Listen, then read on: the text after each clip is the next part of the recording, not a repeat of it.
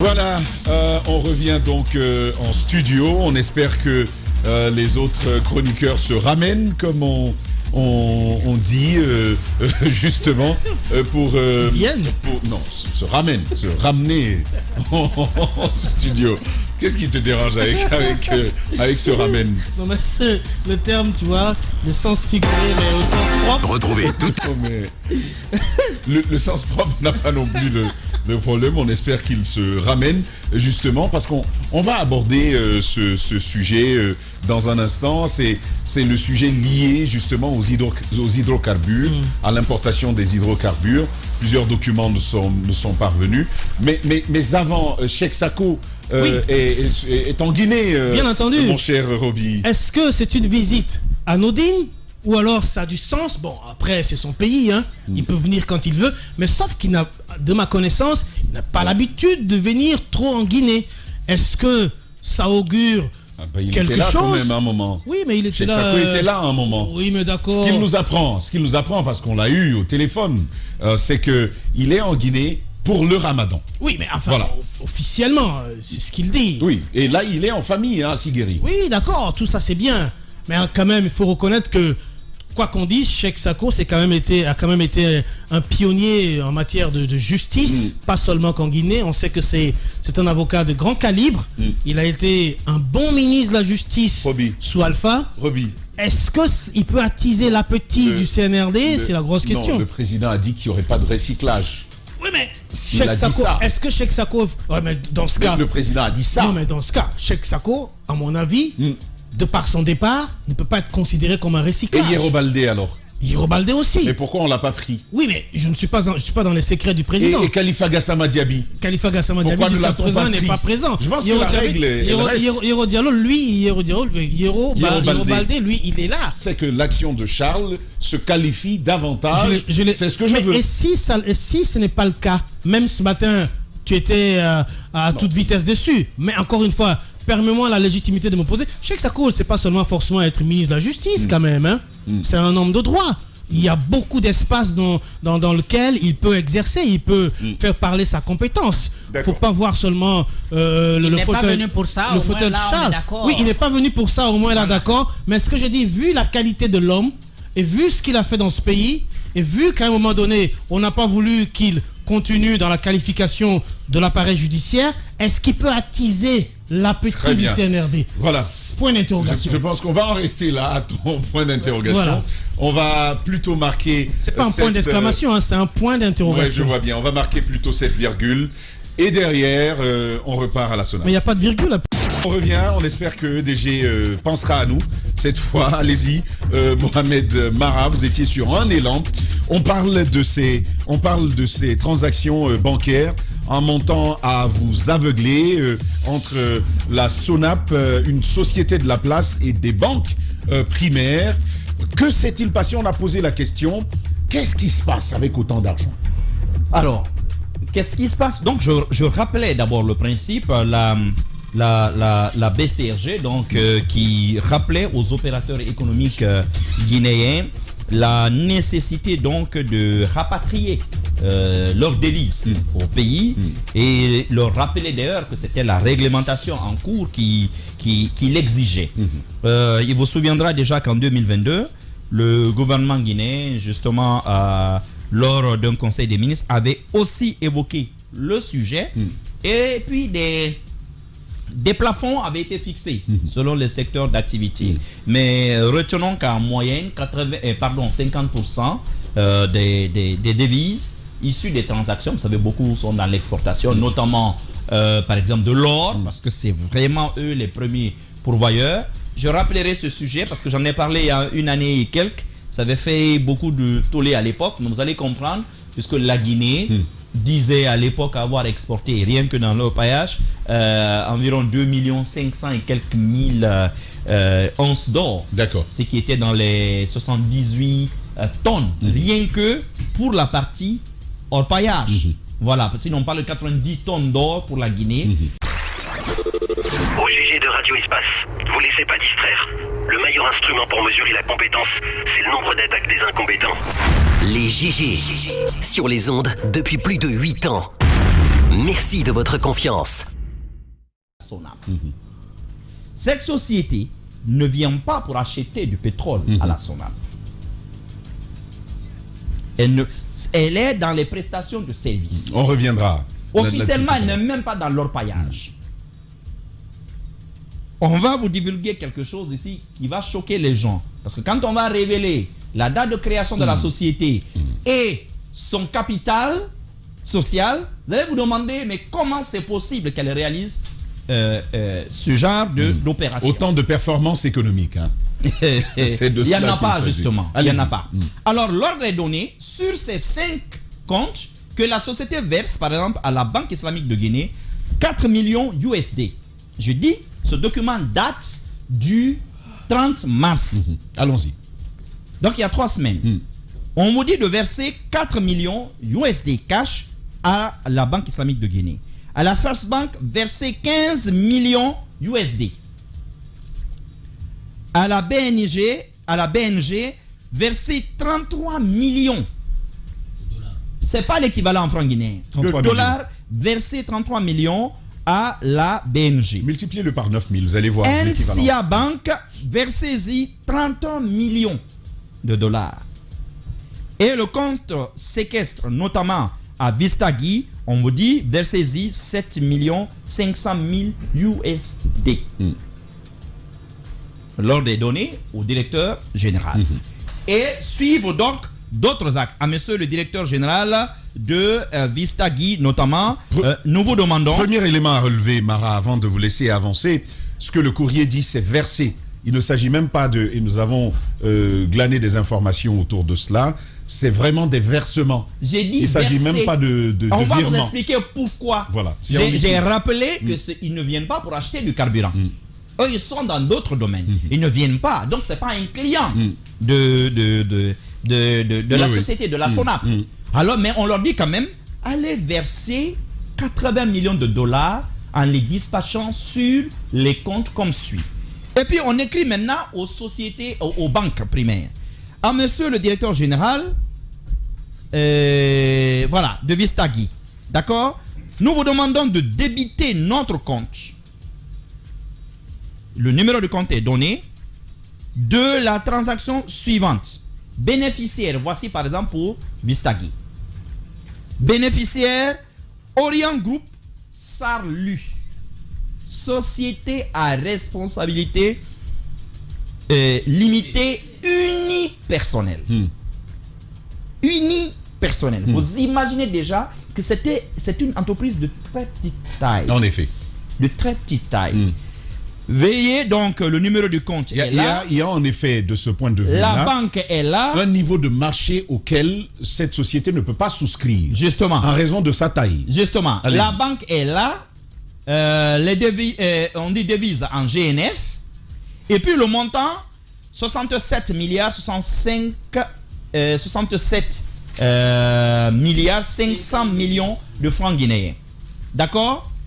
Objet, c'est là que ça se révèle. Objet, achat devise pour la Société nationale des pétroles. Objet, achat devise pour la SONAP. Les journées passent à un rythme fou.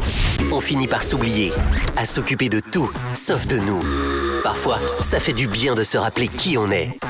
Moi, j'écoute Radio Espace Guinée. Ça me fait du bien. Radio Espace Guinée. Mais là, nous parlons de 180 millions de dollars. Alors, imaginez quand on arrive à une telle proportion, on parle là d'une marge de combien? Nous sommes aux alentours de 4 millions de dollars de marge. Et on se rend compte que ces marges-là... Sur les 80. Sur 80. Sur 80 millions. Quand vous allez à 180 millions, vous êtes... C'est un minimum de 7,5. 8, 7 7 millions et et demi, demi. 8. Et vous allez vous rendre compte, et là, peut-être, on reviendra encore là-dessus demain, que cet argent, en réalité, va entre les poches. Il pourrait aller... À la fois, pourrait servir à cela. À la SONAP de nous expliquer, à la société Orient Gold Group de nous expliquer parce Très bien. qu'elle n'a pas de constitution légale dans ces cadres-là, à la BCRG qui surveille et qui connaît notamment ces flux de décaissement de nous expliquer, mais aussi à qui? À l'ORDF, à la CENTIF.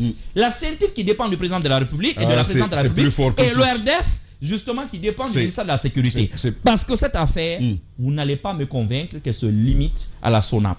Sur 80 millions de dollars, vous avez à peu près une marge de 4 millions de dollars. Allez à 180 millions de dollars. Rien que sur les taux de conversion, chaque mois. Il faut préciser à nos... Calculer ça par an. Il faut préciser à nos auditeurs que c'est simple de déduire les 4 millions de dollars parce que le taux du jour, on a pu l'avoir. On était à hauteur de 8,5. 8500 francs guinéens le dollar. C'était le taux du jour. Sauf que à la même date, ça a été pris au taux de 9000 le jour. Donc il y a cette marge dessus qui nous amène quand même à nous poser un ensemble de questions. Ce que tu soulèves est tellement Pourquoi important cette société? que lorsque c'est le cas, légalement, la BCRG ne peut pas s'approvisionner sur le marché quand c'est au-delà du fixing. En effet. Par conséquent, vous comprenez pourquoi, par un tel mécanisme qu'on met en place, on accepte des dérogations qui paraissent certes légales, mais on autorise ça nous amène aux questions justement sur la société. De l'argent sur le marché. Voilà, on va donc parce aller. Que dès que on la BCRG fait, il y a une traçabilité parce que vous pouvez même auprès de la banque, là où le virement est allé, demander l'avis de crédit. Et sur l'avis de crédit, vous avez la date de l'avis de l'aide de virement, crédit. justement, et toutes les informations. En effet. Donc, on a eu cette information, c'est donc clair. Le taux du jour était à 8500. Sauf que ça a été pris à 9000 francs. Il y a carrément 500 francs guinéens. Faites le petit calcul. Tu permets, pour les 3 autres banques, je vais donner les montants justes. Les 4 autres banques. Je voudrais terminer cette Bank, phrase. parce que j'avais dit 67 milliards et demi pour Vistagui. NCA Bank, la même lettre leur est adressée. On leur a demandé de débourser 279 milliards de francs guinéens. 279 milliards de francs guinéens. Et la société BNG, eux, on leur a demandé de débourser 297 milliards de francs guinéens à virer sur les comptes d'Orient Group. D'accord. Quant à la banque islamique de Guinée, on leur a demandé de virer 36 milliards de francs guinéens. Le document est là. D'accord. Et puis, enfin, NCA Bank, on leur a demandé de donc transférer 279 milliards de francs guinéens. Voilà. Alors rapidement, ça nous amène à quand même à un ensemble de questions pour aller pédagogiquement. Jacques, d'abord de la société. Pourquoi la société? Une société Orient Gold, c'est même Orient Gold, Sarlu. Il y a toutes les informations autour. Le propriétaire, c'est Abdoulaye Doumbouya. Ça fait dans la prestation de services. Coléa Imprimerie comme siège social. Date de création de la société. Vous allez être étonné. Ça a été créé le 1er décembre 2021, soit 4 mois après la prise du pouvoir par le CNRD. Que se passe-t-il? La raison est bien simple. 2 mois. Vous avez décembre. Septembre à décembre. C'est 4 mois. C'est bien 4 mois. Allez-y. Ok. La première observation à faire, c'est que le monsieur Doumbouya, qui fait donc des opérateurs économiques, qui avait été voir le chef de l'État d'alors, Alpha Condé, pour parler de la maîtrise du marché, donc la baisse des prix des produits de consommation sur le marché. Lui, il est dans l'orpaillage. Et disons, la plupart de nos richissimes hommes d'affaires qui sont dans l'orpaillage sont un peu dans l'informel.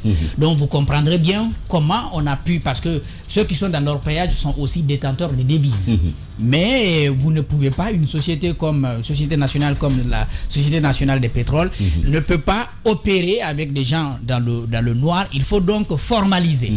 Donc on peut donc faire l'observation qu'on va prendre quelqu'un qui a les devises, qui en a suffisamment, mais qui n'a pas une structure formelle. Donc on essaie de formaliser ça en l'aidant, n'est-ce pas, à disposer d'une société. Donc Orient Gold va naître en décembre. Avec quelle société on va notamment décider de travailler. En clair, en un an, pour une Sarlu, donc une petite société, on est capable d'accéder à ce type de prestations. Sur quelles conditions? Un appel d'offres? Comment ça s'est passé? Tout ça, c'est des questions qui restent. Il y a, si vous voulez, un environnement à tout ça. Vous savez, depuis le 28 janvier 2021, d'accord, l'État guinéen, donc sous Alpha Condé, a décidé de casser de ramener, n'est-ce pas, le monopole, parce que le monopole était cassé à un moment donné. Les marketeurs s'occupaient de l'importation, n'est-ce pas, du pétrole, et le ministère des hydrocarbures, avant de devenir un ministère, c'était une direction. Cette direction ne s'occupait que de la régulation. Donc le ministère est arrivé, il s'occupait de la régulation jusqu'à un moment donné. Zakaria Koulibaly va donc se battre pour disposer d'une loi qui va désormais ramener, n'est-ce pas, le monopole du côté de l'État. Depuis janvier, cette loi a donc été adoptée par l'Assemblée nationale, sauf qu'il a fallu l'arrivée du CNRD pour que le monopole revienne normal. Et c'est notamment le 10 mai 2022 que la SONAP va reprendre, n'est-ce pas, ses prérogatives pour commencer, n'est-ce pas, à acheter, n'est-ce pas, du pétrole. La SONAP va donc choisir Sahara comme marketeur, comme importateur principal, avec quelle société, n'est-ce pas, et elle travaille autour. Il y a un certain nombre de questionnements, mais ce n'est pas l'objet de cette, en tout cas de ce sujet du jour. Ce qui va se passer, vous allez voir l'incohérence. Parce qu'il y a certaines mesures prises par le gouvernement Alpha Condé qui ont été non seulement confirmées par le gouvernement Doumbouya, mais même renforcées. La première, c'est par exemple celle qui dit qu'aucune société publique ne doit avoir son compte dans une banque primaire. Ok? Et là, vous vous rendez compte à travers tous les documents que Mara vient de présenter qu'il s'agit bien des comptes de la SONAP logés dans les banques primaires.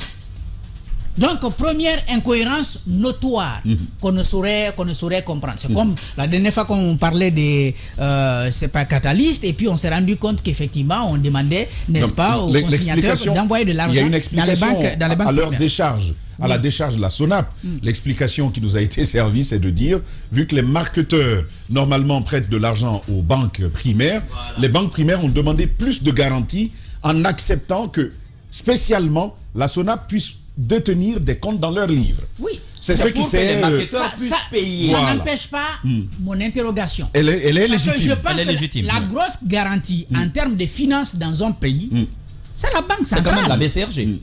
C'est la banque centrale. À partir du moment où la banque centrale est là, elle est même garante de ces banques-là.